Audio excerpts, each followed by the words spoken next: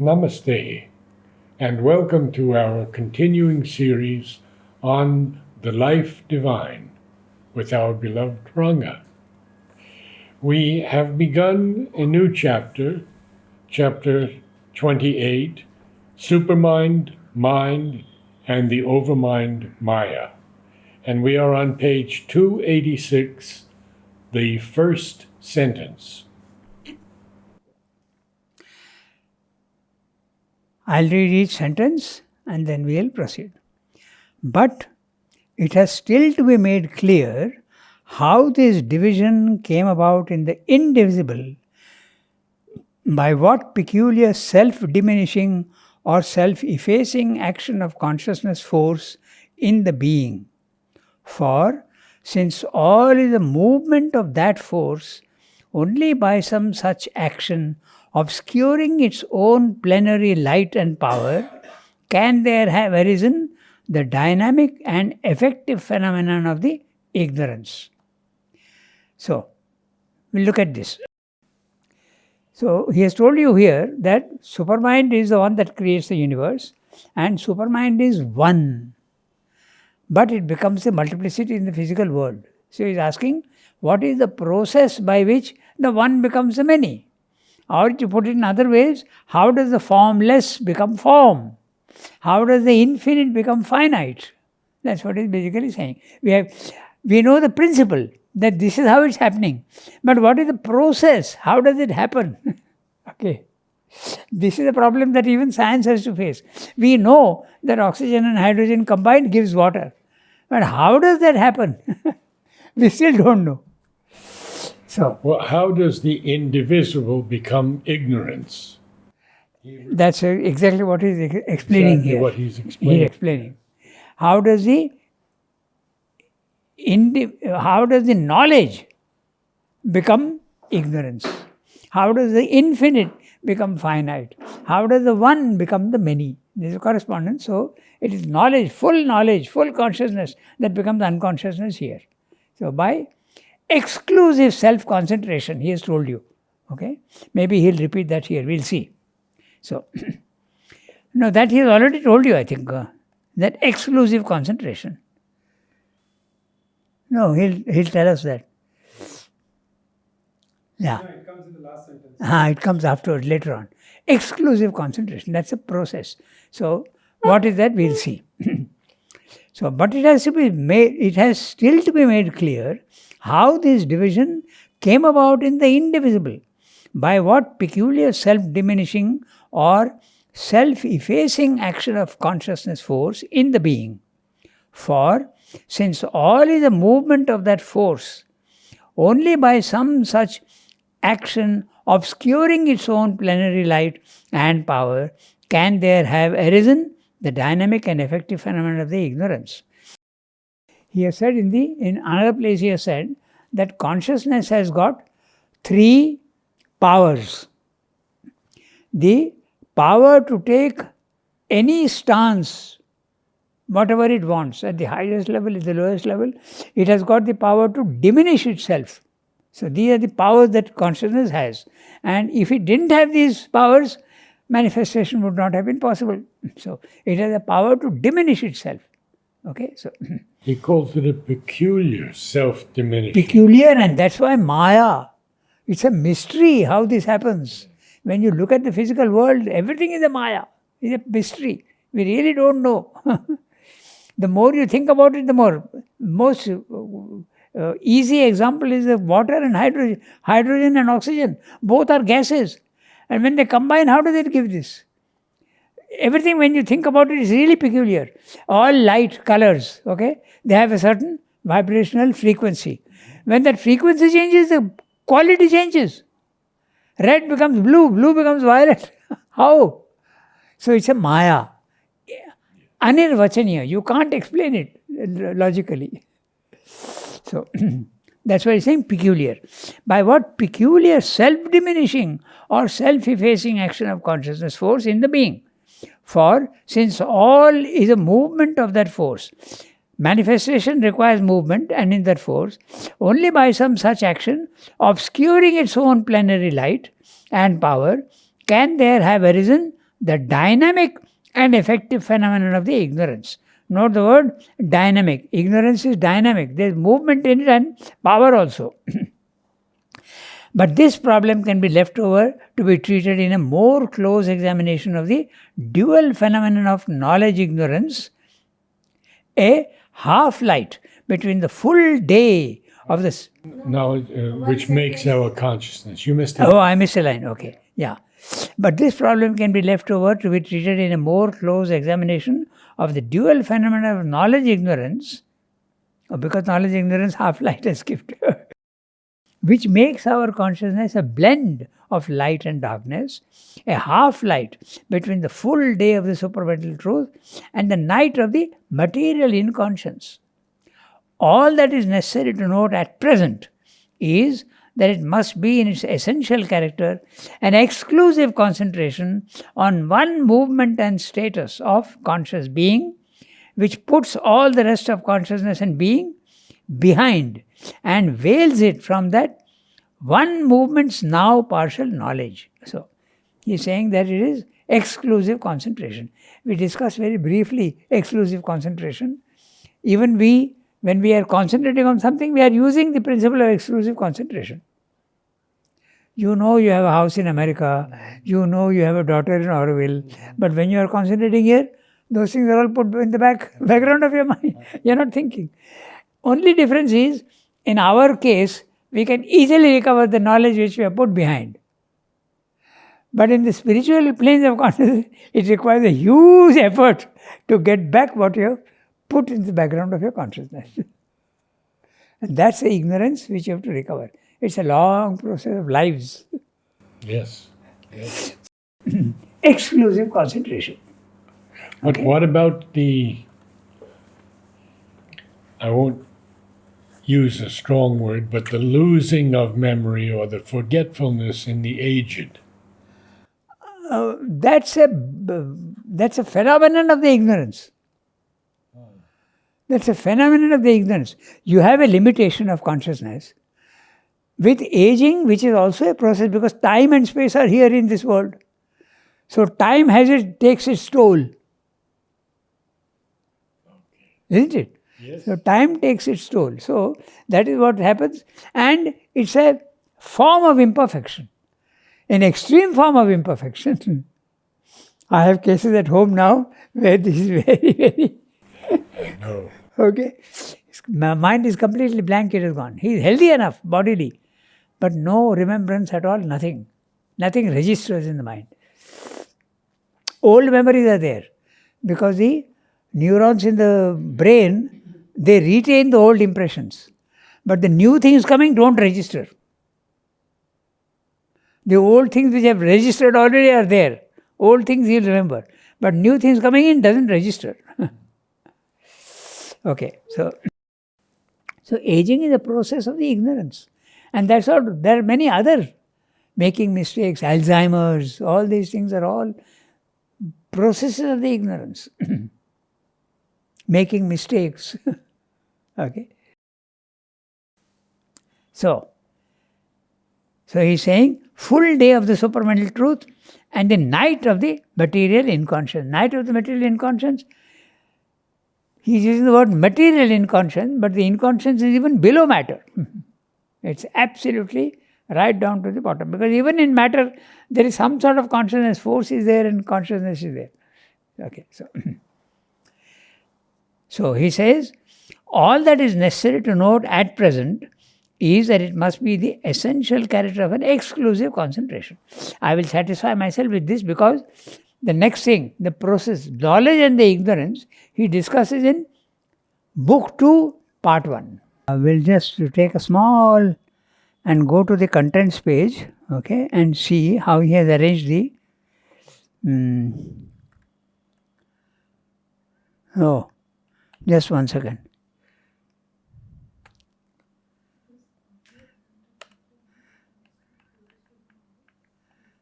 Yeah. So he has arranged, Sri Aurobindo has arranged this one in Book 1, the omnipresent reality and the universe. Okay. That's the whole, what he discusses. Whatever is there in the physical universe, the omnipresent reality and its relation with the universe. And he's establishing the relationship in 28 chapters. Then you go to Book 2, Part 1. And Book 2 is the knowledge and the ignorance and the spiritual evolution. The spiritual evolution is Book 2, Part 2. Which very few people, even spiritual people, have discussed. In fact, very few, nobody. Except perhaps Teilhard de Chardin. Yes. Teilhard de Chardin is the only one who has spoken about an omega point towards which he uses the word omega point. And the new sphere. He speaks of the new sphere. Yeah. So he has had a glimpse of that, and he knew about Sriramdo. I have come across some places where he knew about Sriramdo, but not much of interaction and not much of any information about that. Okay. So Well, the church prohibited him from printing anything for 20 years. yeah, because he's talking of evolution. Exactly. Whereas the church doesn't want evolution. They want a ready-made manifestation. The divine makes souls. It's all ready-made. So, in fact, it is strange that even in modern times, this idea is still persistent in Christianity. Absolutely. Yes. So, But it was decided in 500 that there would be no more talk of reincarnation that's right. in the church. That's right. Otherwise, before then there was. Because everybody who goes to a spiritual level knows that there is reincarnation. And now there is solid, I can't call it proof, but evidence. Okay? Probability of evidence. 2,000 cases at least available on internet for the reincarnation. And many of it in America, because they do a lot of research there. Okay. The other day I saw one video where a small child is going on a bridge, okay, and with a mother, and she says, "Oh, Mom, this is where I drowned. This is the place where I drowned in the river." And the mother is surprised. What are you talking about? And then they find out that afterwards, then the most famous case is that 5-year-old boy who recognizes all planes, aeroplanes. He died in the Second World War. He was shot down by Japanese. So all these are, you can disbelieve if you want, but very, very convincing evidence is there. And in fact, a movie has been made on that. Okay, a movie has been made where a man who didn't believe in Christ or Christianity, and he didn't believe in anything spiritual. His son died when he was 9 years old. I don't remember the title of the movie. He died when he was 9 years old, and this man was very disturbed by that. One day he was driving in his car very fast, and he had an accident.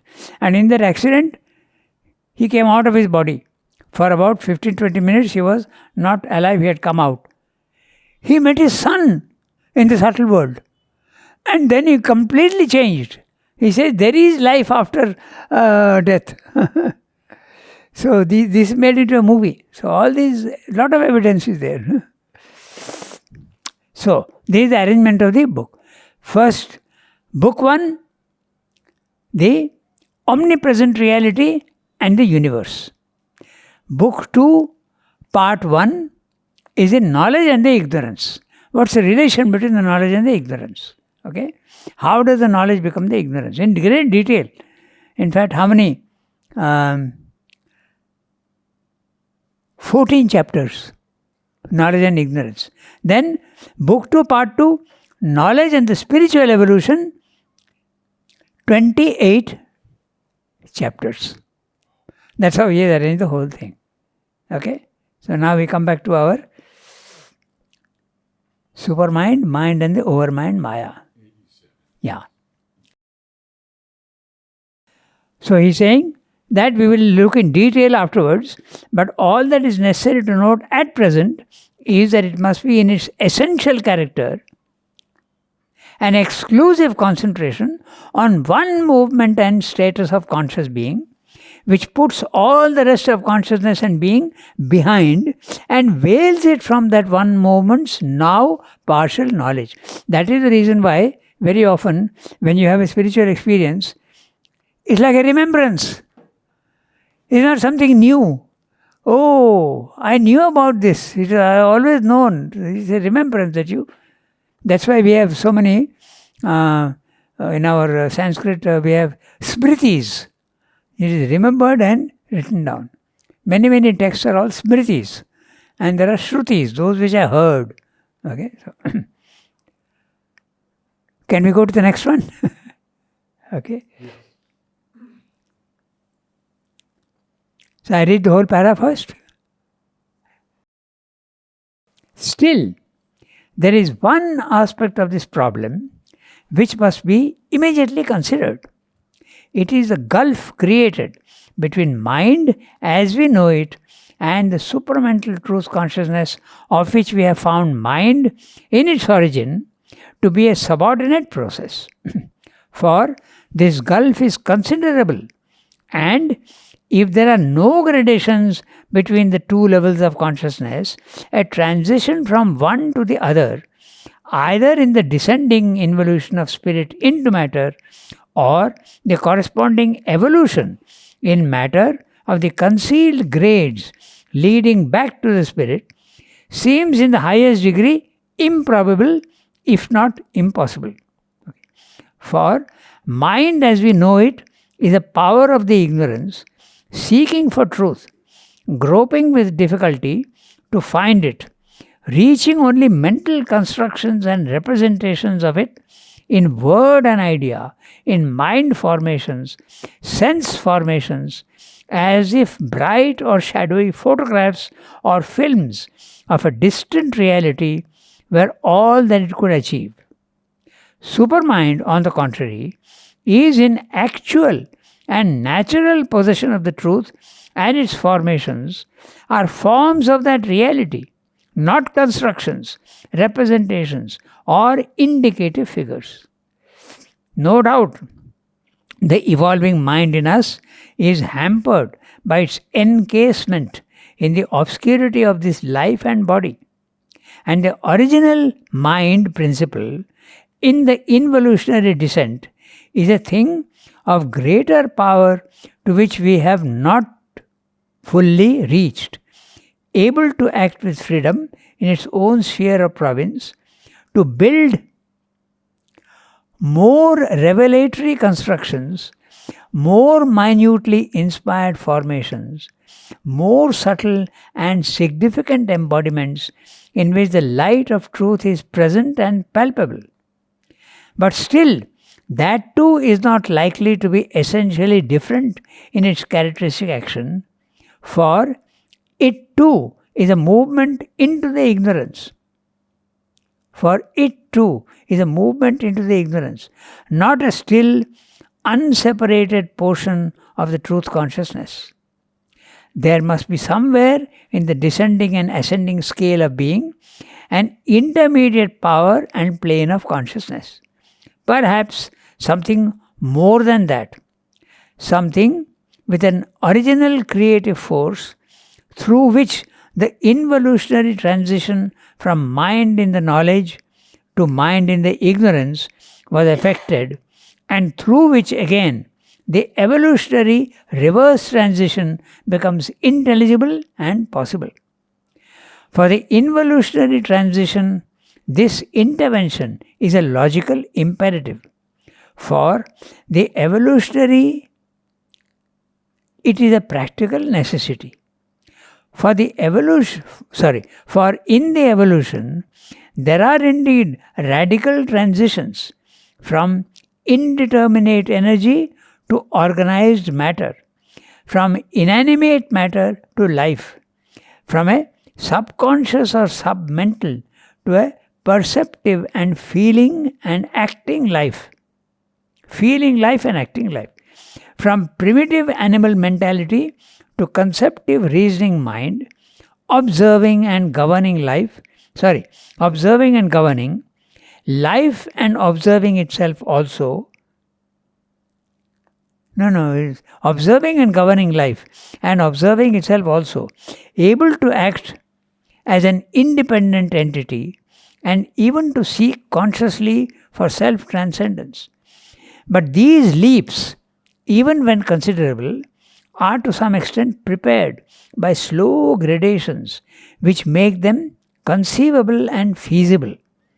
There can be no such immense hiatus as seems to exist between supramental truth consciousness and the mind in the ignorance. Big para. But basically what he's saying is that there has to be gradations, which we may not see, but there are gradations. If the gradations and links are not there, how will you go up? You can't go from the bottom to the top unless there's a ladder with links. That's basically what he's saying. And those links, we'll examine now what is there. And that's what he'll tell you: higher mind, over mind, intuitive mind, element mind, and over mind. Those are the links. Okay? We'll do one thing. We'll read the summary of what he's saying, and then we go back to the sentences. You get the idea in a gist what he's saying, and then we go into details. We have seen the principle of the connection between the superconscient to the inconscient or the subconscient. But these two are opposite poles in the scale of existence. The one becomes the many, the infinite tapers off into the finites of the universe, the formless puts on forms, the permanent becomes transient, the timeless and spaceless becomes transience and dimensional space. We may examine one aspect of this polarity. Let us see the relation of the mind of knowledge to the mind of ignorance. Okay, he is examining only that. He is not examining force, he is not examining Ananda. He is saying only we'll focus on one, mind. Okay? We may examine one aspect of this polarity. Let us see the relation of the mind of knowledge to the mind of ignorance. The former is a truth consciousness, and the latter is a limited mind of man in ignorance. These two are so far apart from each other that it seems to connect the two without intermediary gradations seems impossible. Okay? So that's what he's saying. These are so far apart from each other that it seems impossible. I have missed out the word impossible. Just 1 minute. That it seems impossible to connect the two without intermediary connections. Then, the mortal mind of man is in ignorance. It seeks for truth. It doesn't possess the truth. The supramental is in eternal possession of the truth. Its formations are realities. The thoughts of the mortal man are artificial constructions, temporary images in the brain. Of course, this mind is much hampered by the downward pull of the grossness of matter and the impurities of the vitality. There must be some transitional gradation between the two opposite poles. In the involutionary downward descent, there have to be intermediate steps by logical necessity. In the evolutionary ascent, the intervening steps are a practical necessity. One is a logical necessity and the other is a practical necessity. It's putting it in a different way. In the evolution already achieved, we see these gradations. Indeterminate energy creates organized matter. Now that's very interesting. He's talking of matter as organized, whereas the inconscient is not organized, chaotic, undetermined.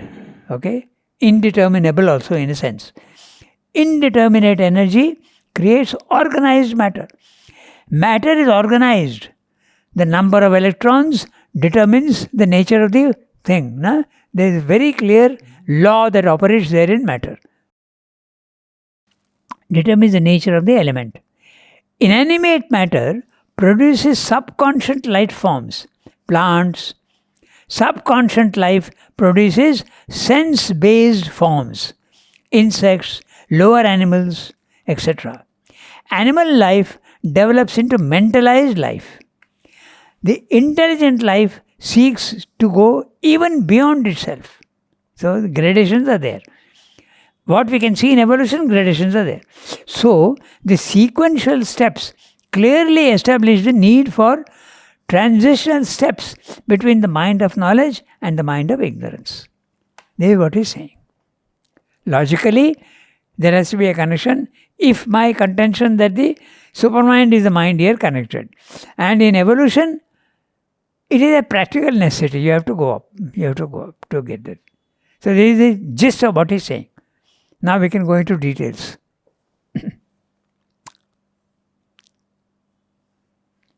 Srimda is not satisfied by only stating his thing. He goes into great detail to show that what he is talking is not nonsense. That makes a lot of sense. He goes into great detail. There is another thing also that is there. He bases himself very much on experience. Sometimes he uses logic, but not always. Okay. Sometimes he says it must be like this, it must be like that. He is basing himself on experience. That's why there are many who say life divine is not philosophy. In fact, he himself has admitted. He says life divine is not logic. It's based all on experience. I just told what I have experienced. So, there is a big difference between philosophy in the West and philosophy in India. In India, all philosophy, including Upanishads, are all experience-based. Whereas in the West, it is often speculative, mental speculation. The word itself is darshan, Narad. Huh? The word itself is darshan. Yes. What they have seen, they have written it down. Exactly. In fact, in India, the word darshan means sight, and that's a word also used for philosophy. Darshan. Okay, so now we see each sentence. Still, there is one aspect of this problem which must be immediately considered. It is a gulf created between mind as we know it and the supramental truth consciousness, of which we have found mind in its origin to be a subordinate process. That he has already told you, that mind is a fallen condition of the supermind. Okay, that correspondence he has already established in the previous chapter. Sat becomes matter, Chit Shakti becomes the vital energy, prana, Ananda becomes the psychic being, and supermind becomes mind. And he calls the Sat Chit Ananda supermind truth consciousness the divine quaternary, and the lower hemisphere is mind, life, body. For this gulf is considerable, and if there are no gradations between the two levels of consciousness, a transition from one to the other, either in the descending involution of spirit into matter or the corresponding evolution in matter of the concealed grades leading back to the spirit, seems in the highest degree improbable, if not impossible. Even if you grant, it seems to be very difficult to imagine how it can be. Improbable and impossible. He is using two words. Okay, so, for mind as we know it is a power of the ignorance seeking for truth. Now look at that. Our mind as we know it is a power of the ignorance seeking for truth. It's a power of the ignorance. Normally you would say ignorance is a useless thing. Ignorance is ignorance. You don't know anything. It's the power of the ignorance seeking for truth. In one part, he says one has to be conscious first before one can be ignorant. Yeah, that's right. Very interesting point. So, the power of the ignorance seeking for truth, groping with difficulty to find it, reaching only mental constructions and representations of it in word and idea, in mind formations, sense formations, as if bright or shadowy photographs or films of a distant reality were all that it could achieve.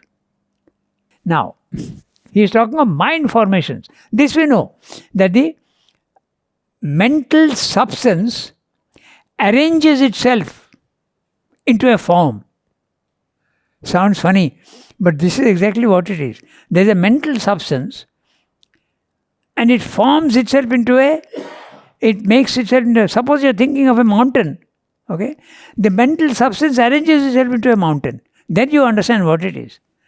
If you can't understand clearly, your mind is not able to make forms. The mental substance makes forms. And these forms mother could see. And it is one who has got, what is it called? Capacity to see subtle forms. What is it called? Clairvoyance is the word. That's right. Clairvoyance and clairaudience. Okay. Subtle sounds you can hear, or you can see subtle forms, clairaudience. What is the Sanskrit word for this thing which you are calling as mental substance? I don't remember. Sense mind is called manas.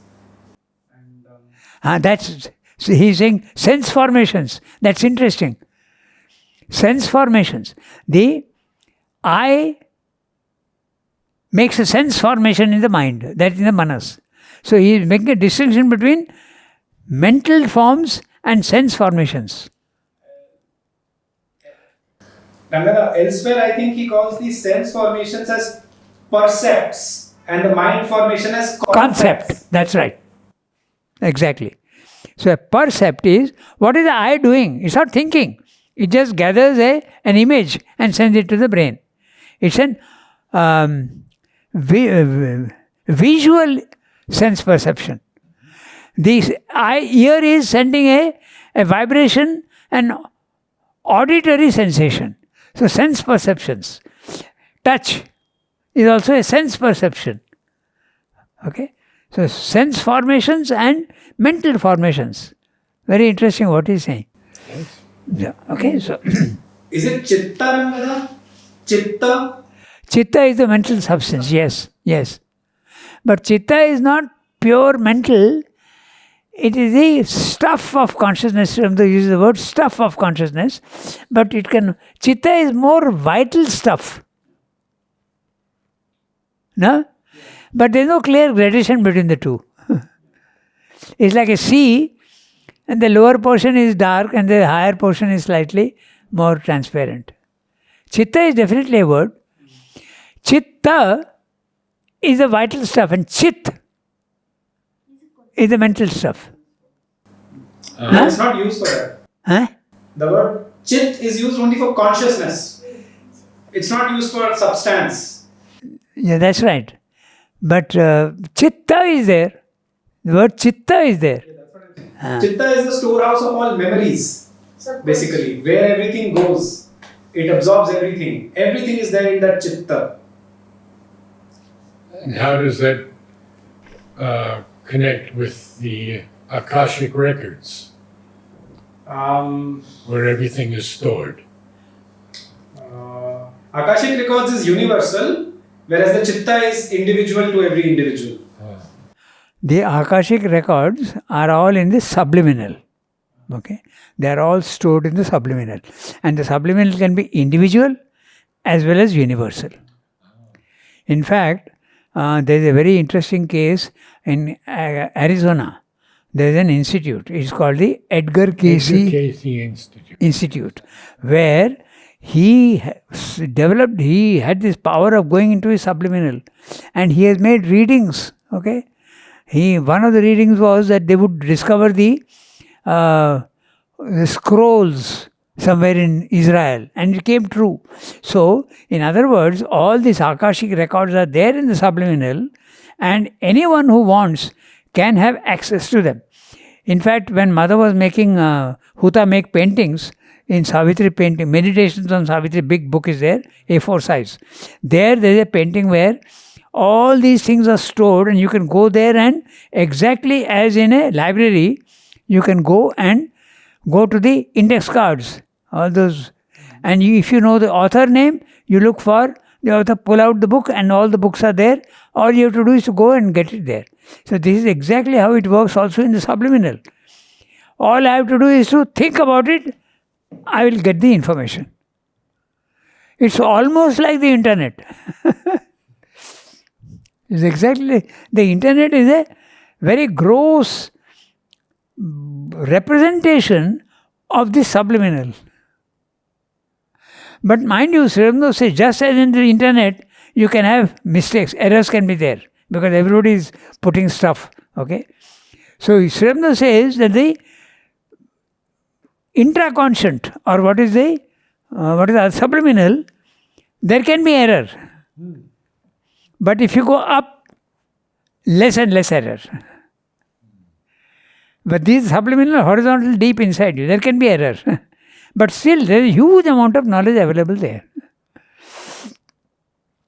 So the Akashic record refers to that. Everything is stored.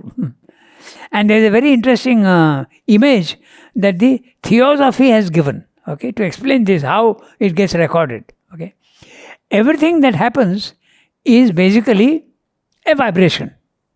That we accept. When I speak, vibrations. Okay, even when an image comes, it's subtle vibration. Everything is vibration. So they give this example. I found it very interesting. Take a big dish of water. The water is absolutely stable. Okay, I take my finger and in the middle I do this. What will happen? There will be a concentric circle.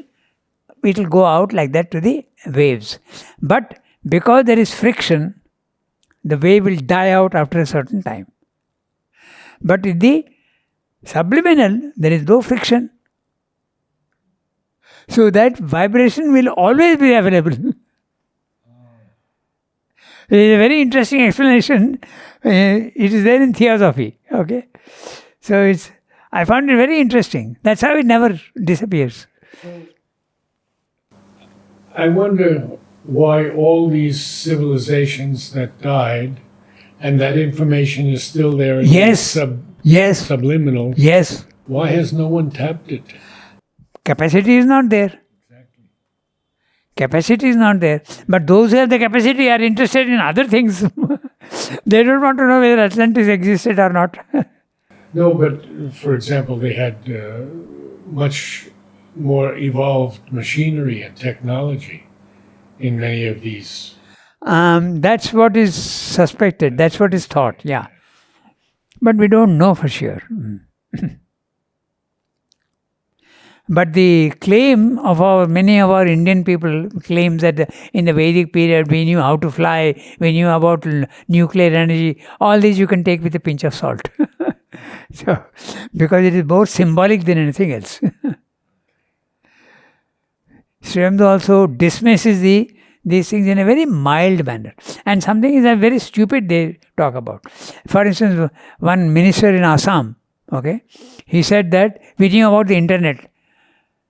What's the proof? He said, look, Sanjay is sitting with Dhritarashtra and he is seeing Kurukshetra war, what's happening, and reporting to Dhritarashtra. How could he know without internet? He actually made this statement. Okay, so these are all foolish things which you misinterpret entirely. It is subtle sight. It's not internet. Okay, so let's get back to our text. So he's saying about the gradations he's been speaking. Huh? So he's saying that mind, as we know it, is the power of the ignorance seeking for truth, groping with difficulty to find it, reaching only mental constructions and representations of it in word and idea, in mind formations, sense formations, as if bright or shadowy photographs or films of a distant reality were all that it could achieve. Okay, so mind can... So, yeah. So when the poet brings down from the highest realms poetry, is it still that mind formation? It takes the form of a... Word and idea, it says right here. No, I think when he's talking of mind formation, it's a product of the brain from this end. But when you receive from on top, It's not a formation.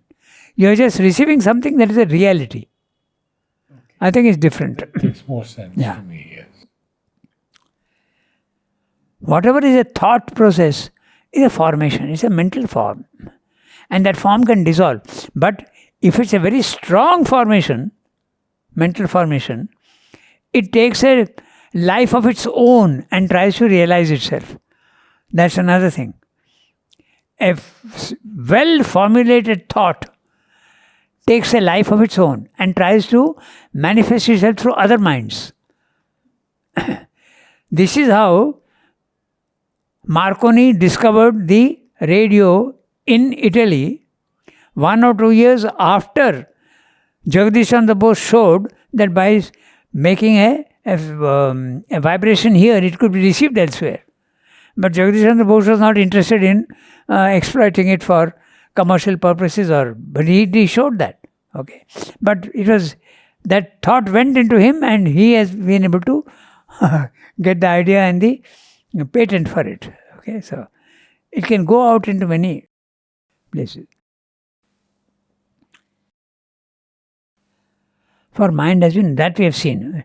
So very clear is saying, bright or shadowy photographs or films of a distant reality were all that it could achieve. That's mind. Now that's interesting because that's exactly what the image of the cinema can be applied also. Okay? The world, what you are seeing is nothing but images. Okay? They are not reality, but there is a reality behind the image. Just like the screen. The cinema screen is a reality.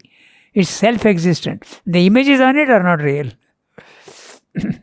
So, supermind, on the contrary, is in actual and natural possession of the truth, and its formations are forms of that reality, not constructions, representations, or indicative figures.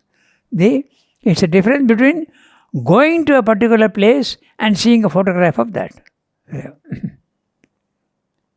That's exactly what he's saying. So, not construction. No doubt, the evolving mind in us is hampered by its encasement in the obscurity of this life and body. Mind outside the body has got a different power.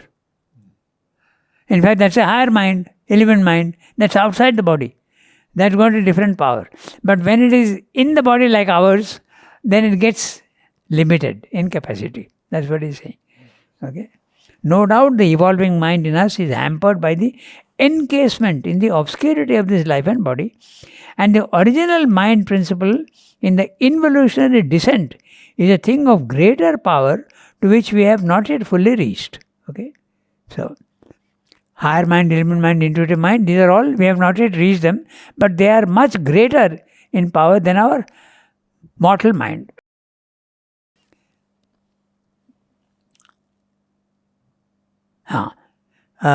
Not fully reached, there is a comma.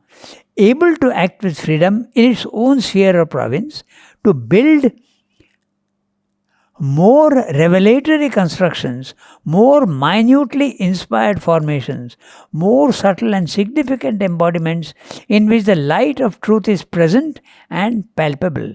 Now this is very interesting, we can discuss this to a certain extent. When I am only in my mind, I can only make constructions.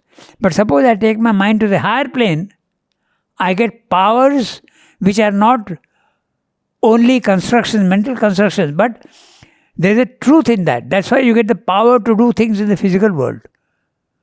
So how is Sri Aurobindo sitting in Pondicherry and curing people in Calcutta and helping Silvio Crasionas in Romania, helping John Kelly in the war? How is he doing that? Because he is outside his body and in the higher planes of consciousness.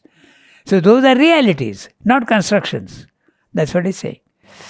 And we have to see that Mother is doing that now. Oh, absolutely. Out of her body. Yes. In fact, the body has disappeared, but she is there. They are there. And she can be everywhere. Yes. That raises interesting questions. Can mother's power when she was in the body, but her consciousness is not in the body, is that power greater? Or is when the body is not there and she is still there in the subtle worlds, is her power greater? Is a question. Because the divine needs an instrument in the physical world. If the instrument is not there, how will they act? This is a very interesting, there is that famous case of the fellow who is drowning in the sea. Okay? And a ship comes and says, "Oh, you have come, we'll save you." He says, No, God is going to come. Okay? Another ship comes, he says, "God is going to save me. You don't need to worry, go." Finally, he drowns because nobody is able to save him. He goes to God and he says, "I believed in you and you didn't save me." So God tells him, 4 times I sent my instruments to guide you, save you. He needs instruments. If there's no instrument, they can't act in the physical world. If there's no instrument, yeah, but go ahead. Couple of things. What you're saying outside the body. So Sri Aurobindo clearly says that in this yoga, the consciousness takes its station above the head. This is like a milestone in this yoga. So obviously that happened to him and mother, and their consciousness was not in the body. It was dwelling either in the must be in the Sahasrara chakra, and I don't know, maybe higher planes of consciousness above that. Number one. Number two. So you're saying that without the physical body, he cannot act. He needs a. I am raising a question. I am raising a question. Like for example, the case of John Kelly, whom Narad has met. So he's there in that trench in the Second World War, and Sri Aurobindo is able to appear before him and guide him. Yes. So why can't he do the same when his physical body is not there? That's why I am asking the question. Because even then it was not the physical body which he was using for communication. If it is like that, then the necessity of an avatar will not be there. No, the necessity of the avatar is different, he says, in the essays on the Gita. He says the necessity of the avatar is only one, and that is to give a direct example to human being how to become divine. That's one of the functions. He says that is the chief function. Dharma sansthapanarthaya. Yeah, it's okay. He says it's not but there is a guidance also. There is a guidance. Guidance through direct example. No, not only direct example. The very presence of a sends out vibrations which can affect others. It's not only guidance in that sense, but this. Like, I mean, in Letters on Himself in the ashram, I was reading about death. And, like one of the disciples is raising questions like, we have to conquer death and all of that. And Sri Aurobindo talks about that will be the last result of the supramental change. And then in the last paragraph, he is talking about anything that would be a hindrance to the success in our work would be either my death or the death of the mother. So, in a way, is he saying that their death will cause like a slowing down of the accomplishment of their work? So, in a sense, you are saying almost the same thing. I mean, I don't know, like he said, Sri Aurobindo is saying in that response that anything that can come in between the success of the work is either the death, my own death, or... So, what's Anmol saying? I just want to say one thing, that what she's saying raises an important question. There is a book which has been brought out by Kirit Joshi with the title "But It Is Done," The Victory of Sri Aurobindo and Mother, white color book. In that there is a conversation in the agenda, 14th March 1970. And he compiles from somewhere before in the agenda, and he sort of crowns it at that conversation where Mother has clearly said that now the supramental consciousness is able to act freely in the physical consciousness. And she says once the victory is won in consciousness, the actual victory in the material will follow as a matter of course. Yeah, but when did that happen? 14th March 1970, she declares it. And she says it has taken this new consciousness which came on 1st January 1969, 14 months. My question is, was Mother present in the physical body or not? There in the physical body. Yes. But the fundamental victory was won, she is saying. She's saying the fundamental victory is won very clearly. But we also have to see. No, so how does that contradict what I am asking? It does not contradict. It does not contradict. Yeah, and also like when the divine is in the physical, it's happening at a very rapid state, the evolution of consciousness and everything. But when it's withdrawn, it's still happening, no doubt about it. But I feel it's slower. Can be made faster. Can be made faster or slower now. It really Because depends, as you say, on the instruments. Because on the other hand, we also have heard that when Sri Aurobindo left his body, it was a strategic retreat. And he was working from the subtle world, and Mother was here. But Mother is here. There is an instrument in the physical world. So this is a question which we can't answer fully. Ranganath said somewhere that Mother's body was working as a buffer. Yes, Buffer or instrument, whatever you want, you can use the word. someone quoted this to me. I think who quoted it, I don't know. But Mother said this to someone that, do you think this is the Divine Mother, like this skin and body? I think you only said it. I don't know, but Now, how to transform this physical material? That was the attempt being made. That was the attempt being made, and it was in process. yeah, it was in process. And there's what's his name? Wreckham. George Wreckham says that it happened right up to the subtle physical. It's only the last stage of precipitation into the physical that has not yet taken place. It's a theory that he has put forward, but that's an interesting thing. Certainly, the work that she has done is solid and it is there. The next step has to be taken. We can't say that the work that she has done has disappeared. We can't say that. can we also say, like, for Mother's withdrawal also, it was a strategic withdrawal? Can we say that? How to know? I don't know what this is. These are the mental constructions. Yeah, exactly. That's exactly the point. There are truths. There are the questions that we are throwing up. Thank you, Ranga. Namaste all. Namaste.